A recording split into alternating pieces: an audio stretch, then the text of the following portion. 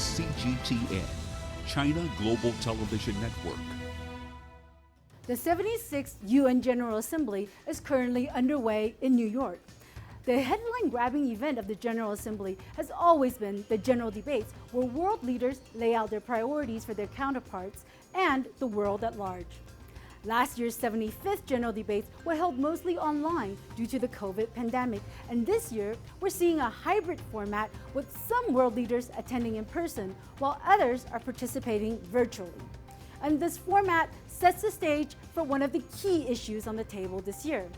How will the world continue the battle against COVID-19? Of course, the other big issue shouldn't surprise anyone. That's climate change, the existential crisis that threatens all of us. On this week's program, we look into the key proposals coming out of the general debates from the 76th UN General Assembly on these looming issues, the challenges and the roadmap forward. The stakes for Africa have never been higher. I am Liu Feifei. Welcome to Talk Africa.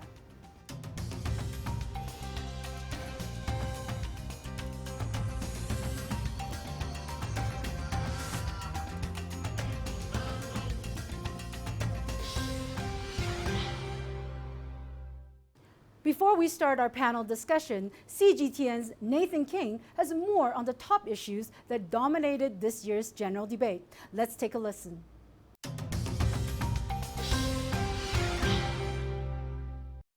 I'm here to sound the alarm. The world must wake up. We are on the edge of an abyss and moving in the wrong direction. The UN Secretary General Antonio Guterres opened this period of the UNGA where the world leaders speak. He basically shamed the entire world while saying the science had been spectacular in terms of its timing and finding multiple vaccines from multiple areas of the world. The inequity in distributing those vaccines, especially to poor and underdeveloped countries, was shameful. Essentially, that when it came to ethics, the world had failed. So that was a real wake-up call. President Xi, this time last year in his remote address, also called for the world to come together when it came to the distribution of vaccines. China has pledged by the end of this year to supply 2 billion doses, 200 shots in arms across the world, and wants to make it a global public good. 当务之急是要在全球范围内 Our pressing priority is to ensure the fair and equitable distribution of vaccines globally. China will strive to provide a total of 2 billion doses of vaccines to the world by the end of this year. In addition to donating $100 million to COVAX, China will donate 100 million doses of vaccines to other developing countries in the course of this year. Obviously, it was also good to hear before November's big climate conference in Glasgow in Scotland, COP26, to see that China reiterated saying that it would reach peak carbon emissions before the end of the decade, before 2030, and also that it would be carbon neutral by 2060, which was an announcement made a few months ago, which actually surprised the world because China had not put a label on it. 中国将力争 China will strive to peak carbon dioxide emissions before 2030 and achieve carbon neutrality before 2060. This requires tremendous hard work, and we will make every effort to meet these goals.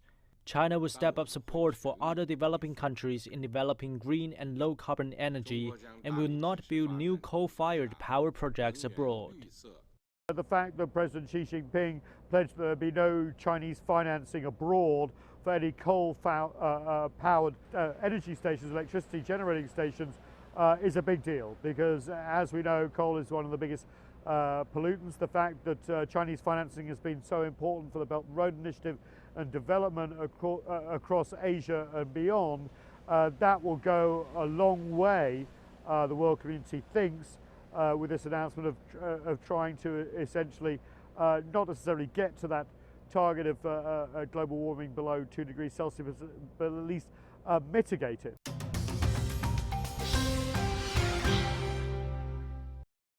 Here to help us contextualize how the commitments being made at the 76th UN General Assembly will impact Africa, we're joined by a panel of experts via Zoom. Joining us in Johannesburg is Gabriel Krauser, human rights activist and socio-political analyst. In Beijing, we have Dr. Rong Ying, Vice President at the China Institute of International Studies. And in Los Angeles, we have Ryan Patel, who's a global business executive. And finally, in Washington, D.C., we are joined by Helen Mountford, Vice President at Climate and Economics for the World Resources Institute. A warm welcome to all of you. Let's get started with a quick question for each one of you. What are some of the highlights for you so far from this year's UN General Assembly? Let's start with you, Ryan. I think for me, it's pretty clear that climate and environment is on everybody's mind, but not just that people are talking about it, but you can see that they're feeling the political groups are feeling pressure on having to try to have solutions to this. And so that's what we're seeing in almost every speech, that there needs to be some kind of address to that. And also that let's be honest, that they're all in person, that in the COVID aspect, that they're showing that, to the world that we may be going back to some kind of normal, but that we were back to meeting. So it was really important for the leaders to come in person and show that unity for the rest of the world. And Gabriel, for you, what are some of the highlights so far? I think in a phrase from one of the speeches, the new abnormal seemed to strike a chord. We are in a world much like the one I think we remember so fondly from 2019, where there's not just one invisible enemy uniting the world. We're back to the old problems a bit more, fighting with each other, the UN in its way, always meeting to try and justify its own experience and show a way forward in that regard. This brings up strange abnormalities, idiosyncrasies, alliances being broken and remade. Helen, your thoughts? Three things for me which really build on what Ryan mentioned on climate. We're actually seeing some of the concrete actions and commitments that are needed to take this forward. So first, President Xi of China, who committed that they will stop building new coal-fired plants internationally. That's massive. This marks a real shift away from coal development around the world, the most polluting fossil fuel. So that's important. Second, President Biden of the US came forward and committed that the US will double, again, their international climate finance commitment. That's not enough. We need more, but it's a big step. It's an important step. And then third, outside of the meetings, but this week we had President Ramaphosa's cabinet in South Africa that actually set a much more ambitious target for South Africa's climate ambition for 2030. So very exciting that they're coming forward with that and doing it in a way which really ensures it's people-centered. It's going to ensure a just and smooth transition for workers and for communities. So some real action on the ground and real commitments on climate. Definitely want to unpack all those commitments. In the meanwhile, Dr. Rong, Secretary General Antonio Guterres urgently called for multilateral cooperation during his speech. It's nothing new, but particularly this year from the world's superpowers. Is this possible on those key issues and commitments that have been raised? Well, of course, we have to remember there's only one superpower, that is the United States. But I think the pledge by President Biden that the United States does not want to wage a new Cold War is encouraging. But again, I think it would take concrete actions and deeds. More importantly, I think from the Chinese perspective, I think China would like to the U.S. make concrete sort of moves on its initiative.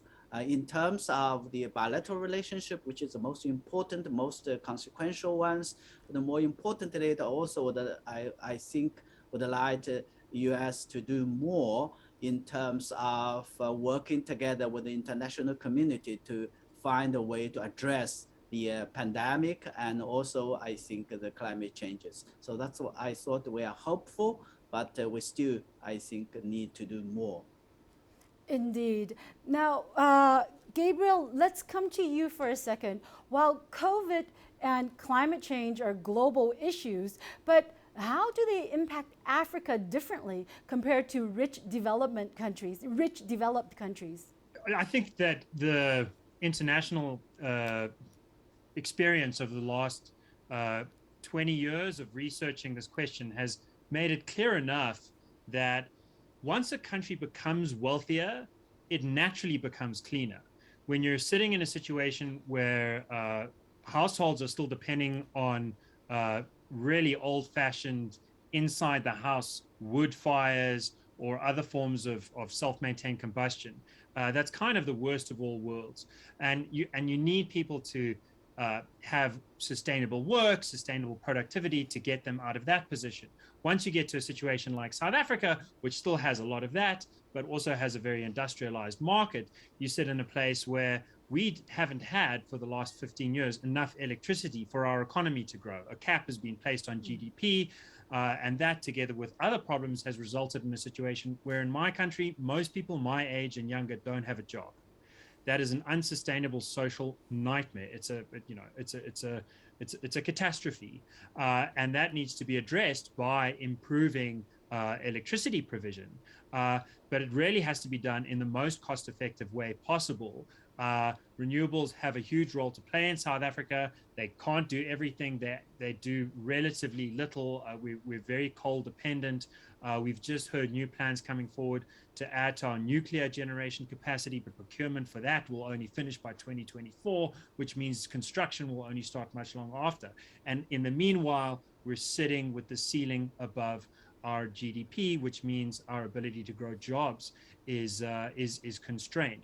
So I think that, and this is South Africa being kind of the most sophisticated manufacturing hub in Africa, the general impression that I'm trying to portray, and it's definitely not how everyone thinks, is of a continent that feels like it needs to walk before it can fly, and that those countries that are flying into a green, brave new world are doing a wonderful thing, but they can't expect everyone else to act the same at this stage. Helen, I would really like to get your perspective on this, being a climate expert and all. Do you agree with what Gabriel has just said?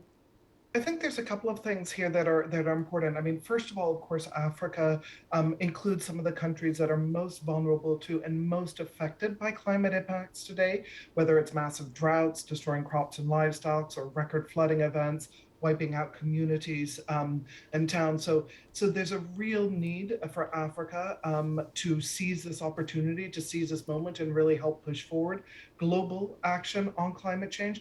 And that does include what we need to see from the G20, the major economies, but it's also what can happen in Africa. And one area I would disagree with Gabriel on is he mentioned the importance of jobs. This is absolutely fundamental in so many countries around the world, but definitely in a lot of the countries in Africa. And what we've seen is that, for example, the same level of investment, if it's going to fossil fuel power, to coal or to oil and gas, we will create more jobs if you take that investment and shift it instead to renewable energy or energy efficiency. So in many cases, it's double or more the amount of jobs. So if you're looking for how to actually create jobs for youth today, if you're looking for how to boost jobs and growth, it's actually by going towards a green trajectory. So it's not just in renewable energy. We've seen this in restoring degraded lands. That can actually help boost farmer income. If it's agricultural lands, it can produce more crops, which is so important for food security, but again, also creating more jobs than some of the dirty alternatives. So actually investing in this green, clean economy is a way to actually move towards an economy which is going to be more job rich. If you do it right, and South Africa is definitely leading the charge on this, you can actually do it in a way which ensures a just transition for workers, is better for communities and for low-income households. And I think one of the exciting things coming out of President Xi's statement about stopping coal finance and instead focusing on developing green and low carbon energy is that this will also help with the massive numbers of air pollution deaths we see globally. So there's definitely a need to manage this transition well. There's absolutely a need to step up the financing to support it. And so that is absolutely essential. But it is actually a better trajectory for these economies and for the people in them. Now, Ryan, over to you for a minute. This is President Biden's first speech to the UN General Assembly. And a key soundbite that's come from it is the pursuit of a relentless diplomacy to address global challenges. And as has been mentioned earlier, he also committed additional funding to help the developing nations to address climate change and additional vaccines to fight COVID. How does Africa fit into the roadmap he has laid out? Well, Africa is very important. If you think about before 2019, people were talking about investments coming to Africa, the opportunity, how much it's going to grow and help the rest of the global economy, right? And now COVID's hit, and obviously the African economy has taken obviously a step backwards. So when we are in recovery mode and companies and governments are looking for a bigger gain or looking for a larger recovery, you need all the partners to be as healthy as possible, to use that word. And that means that you can't leave anybody apart, especially a part that has a very high potential.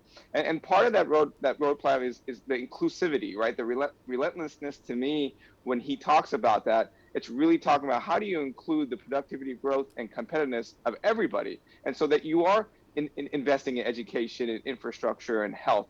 They all are coming together when it comes to all aspects, and especially when Africa, we're talking about the growth numbers around the economic perspective, there is a large gap to an opportunity for many as trade partners to moving forward around the global supply chain. Dr. Rong, one of the issues that always comes up is Africa's debt burden. What needs to be done to alleviate that situation?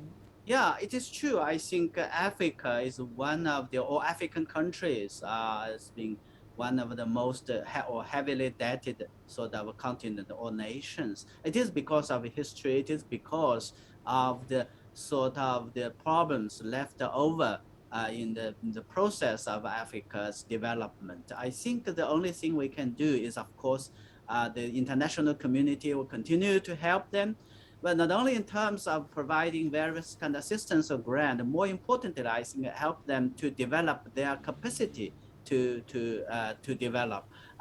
So trade is certainly can make a huge difference, and also the development, the capacity for achieve a kind of a similar sort of way like the East Asia, so that the industrialization, others can also be helpful.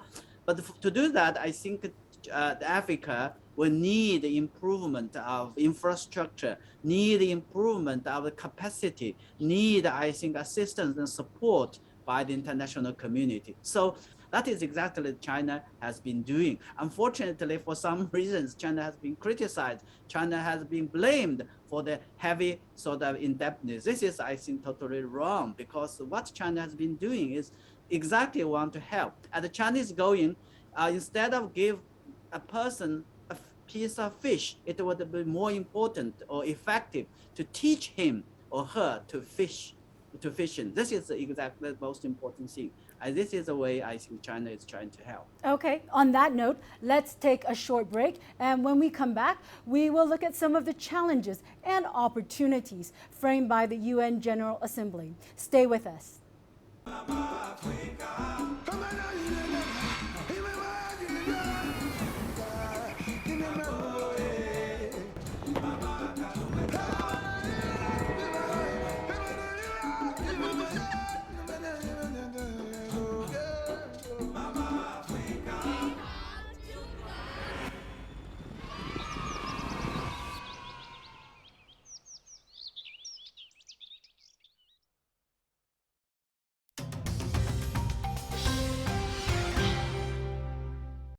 Welcome back to Talk Africa. Let's continue our analysis of the 76th UN General Assembly with our panel of experts. Still joining me, we have in Johannesburg, Gabriel Krauser, human rights activist and socio-political analyst.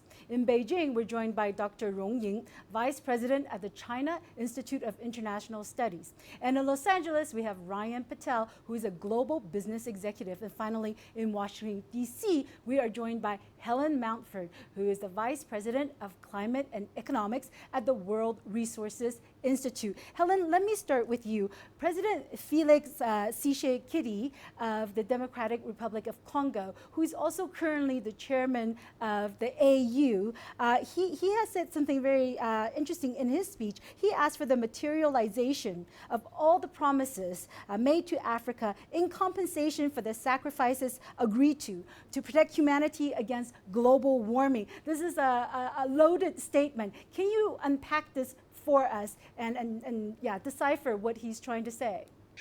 First, over 10 years ago, rich nations around the world committed that they would mobilize $100 billion per year in climate finance for developing countries by 2020.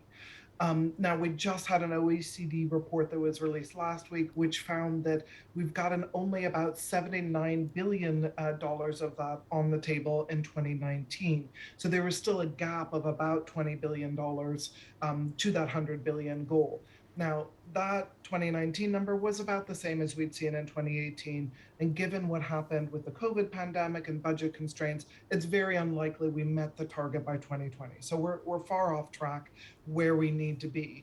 And this is an important aspect, I think, in particular, given how vulnerable African countries are to the impacts of climate change, the need to build resilience and adapt to these impacts and actually deal with the losses and damage of climate catastrophes. This is particularly affecting African regions. So one of the things we really need to see is that these rich nations step up to their commitment and actually deliver the $100 billion per year. Now, one of the exciting things at the UN meetings this week is that the US actually came forward and announced that they will double their international finance commitment. That's really important and exciting. It's still not quite enough. They need to do more. We've seen Germany recently, Denmark, and some of the other European countries come forward with enhanced international finance commitments and much more of a focus on adaptation and resilience building. So that is very promising too. But one of the fundamental things we see is that we need to actually close that gap and then look beyond the 100 billion. We actually need to be mobilizing and shifting trillions of dollars to really deliver the infrastructure, the capacity that is needed to move to a low carbon and climate resilient and equitable economy. Ryan, now Helen has laid that out for us. I want to come to you for from a financial perspective. What are your thoughts? Because the rest of the world is also recovering from the impacts of COVID on their economies. Can they step up and make it enough? There's a huge equation to this, right? You've got the countries, but don't forget, you've got the companies and businesses where when you talk about ESG, environmental, social governance, it's a buzzword, but it's a word because longevity, profitability in the long term will be there.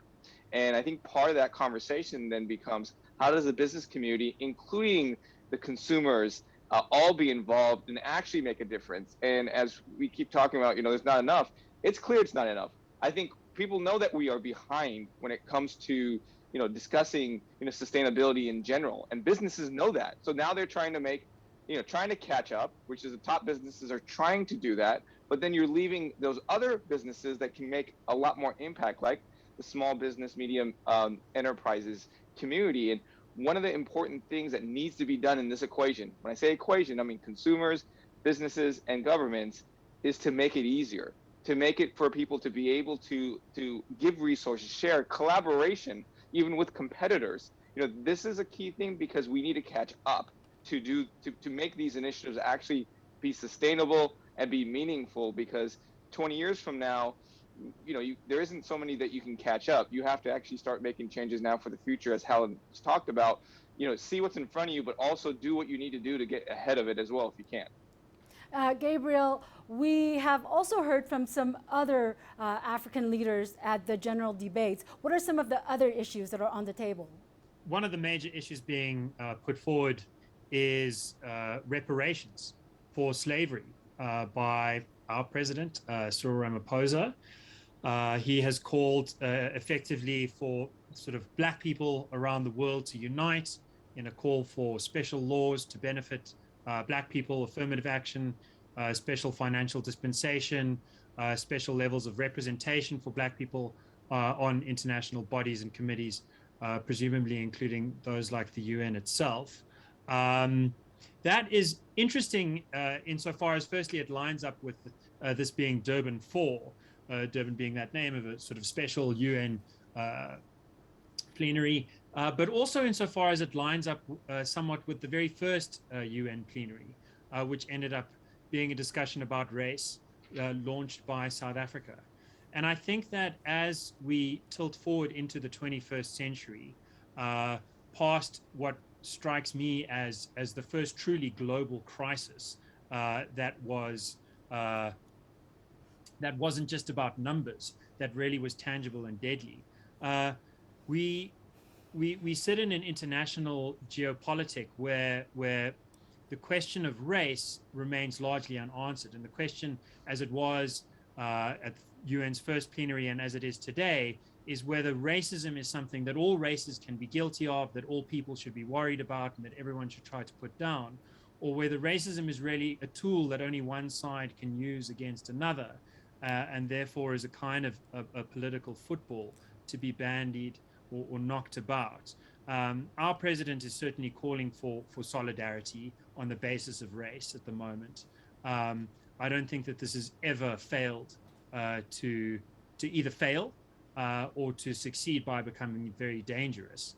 I think in this instance, it looks far more like the former, like a kiss to the wind. But my understanding of American politics, limited as it is that that country's reflections on the Black Lives Matter protests last year, its newly elected president, might very well be sympathetic to more race laws to govern America. It's a curiosity that as our president Ramaphosa was calling for more race laws today, our courts today struck down 2 of the laws or regulations that had been limiting jobs growth in our country, and one of which had been about coronavirus relief, which our government had restricted to only giving out to Black people. And our court found that to be inhumane and ruled that people should be treated as people. That, of course, was the original founding value of the United Nations. And the very first country at the United Nations to portray that explicitly was South Africa, way back when. And it's South Africa that seems to be playing that part once again. Dr. Rowe, I'm just about out of time. I have a final question for you. For the 76th UN General Assembly, what would you like to see as the concrete outcomes? Indeed, I think, as I said, the 76 the General Assembly is not supposed to be special, but because of the questions, because of the challenges, we talked about the pandemic, the COVID-19, the climate change, and also the development issues, would make it, I think, special to remember, because the world is entered such a critical period, and we are, I think, at the inflection point. I think many multilateral institutions and organizations, they need updating, need reform, so that it would reflect the reality of the world, and to give more bigger voices, more representations of developing countries and Africa in particular. But all in all, I think we are facing a very complicated situation. But exactly because of that, I think multilateralism is the only way so that we can work together. So I only hope that the General Assemblies, the ideas that are debated, the proposals that have been coming out would be implemented, would be turned into concrete actions, so that it will make a difference to this world when we look back in another 76 years' time. Thank you very much. And that's all we have time for on this edition of Talk Africa. A big thank you to our panel of experts. In Johannesburg, we have Gabriel Krauser, human rights activist and socio-political analyst. In Beijing, we were joined by Dr. Rong Ying, Vice President at the China Institute of International Studies. And in Los Angeles, we're joined by Ryan Patel, Global Business Executive. And finally, from Washington, D.C., we have Helen Mountford, Vice President of Climate and Economics at the World Resources Institute. Remember, you can be a part of this conversation through our social media platforms on Facebook and Twitter. And you can watch this and other editions of Talk Africa on our YouTube playlist. Do join us again next week for more of Talk Africa. From me, Liu Feifei, and the team here in Nairobi, until next time, goodbye.